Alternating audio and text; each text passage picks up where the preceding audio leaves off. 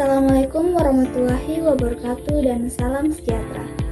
Yang terhormat Bapak Muhammad Nasir Takdir, Eskom NPD, sebagai dosen pengampu. Baiklah, kami dari kelompok 1, di sini kami akan mempresentasikan sebuah proyek.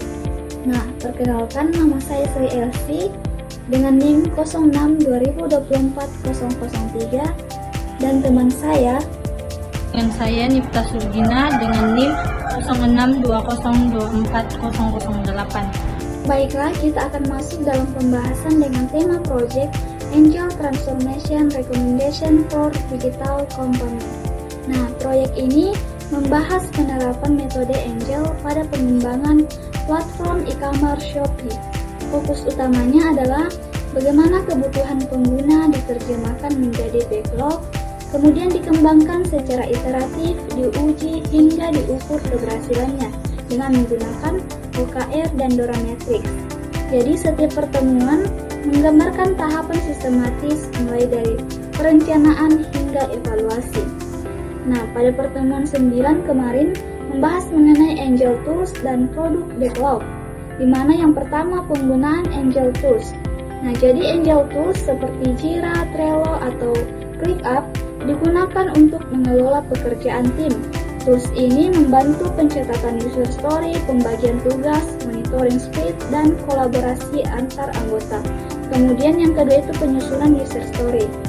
User story menggambarkan kebutuhan pengguna dengan format sebagai siapa, ingin apa, dan untuk tujuan apa. Contohnya, saya sebagai pembeli, saya ingin fitur pencarian produk agar mudah menemukan barang. Kemudian ada yang ketiga yaitu produk backlog awal. Backlog berisi daftar fitur prioritas seperti registrasi dan login, pencarian produk, keranjang dan checkout, metode pembayaran, kemudian yang terakhir pelacakan pesanan. Jadi pada pertemuan 9 ini merupakan tahap fondasi proyek karena seluruh pengembangan fitur Shopee berangkat dari backlog yang terstruktur. Kemudian pada pertemuan 10 membahas sprint planning. Yang pertama itu penentuan prioritas backlog diseleksi menjadi sprint backlog berdasarkan nilai bisnis dan tingkat urgensinya. Kemudian yang kedua itu ada pembagian tugas tim. Nah, di mana setiap anggota mendapat tanggung jawab yang jelas seperti front-end, back-end, dan QA. Kemudian ada yang ketiga itu target sprint, di mana contoh target yaitu 2 minggu, di mana ada fitur login, katalog produk, dan keranjang.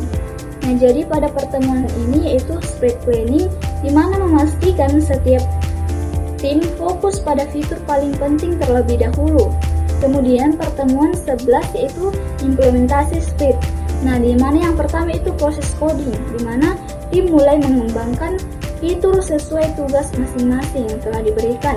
Kemudian yang kedua itu daily scrum, pertemuan singkat untuk melaporkan progres dan hambatan jika ada. Kemudian yang ketiga itu kolaborasi tim, di mana pengguna Git dan Angel Tools selalu menjaga sinkronisasi pekerjaan. Jadi pada pertemuan 11 ini implementasi sprint menerapkan prinsip kerja cepat dan saling kolaboratif. Baik, adapun pertemuan 12-nya yaitu testing dan review. Pertama, pengujian fungsional memastikan fitur checkout, pembayaran, dan pencairan berjalan dengan baik.